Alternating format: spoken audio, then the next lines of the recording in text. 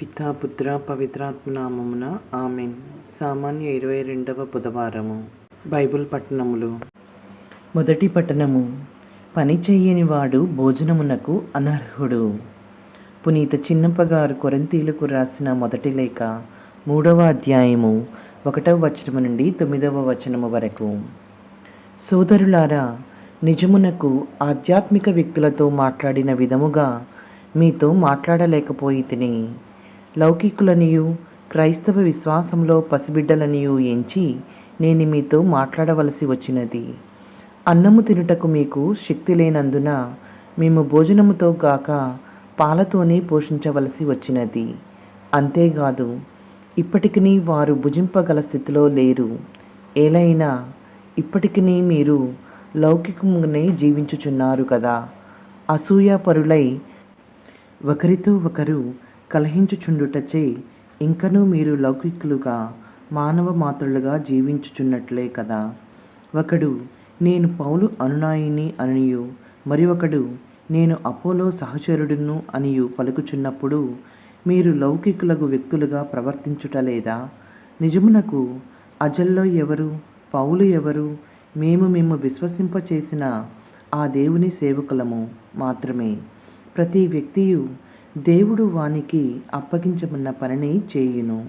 నేను విత్తనమును నాటితిని, అపోల్లో నీరు పోసెను, కానీ దానికి పెరుగుదలను ఇచ్చినది దేవుడే. నిజమునకు విత్తువాడును నీరు పోయువాడను ముఖ్యులు కారు, దేవుడే ముఖ్యుడు. ఏలైనా మొక్కకు పెరుగుదలను ఇచ్చినది ఆయనే కదా.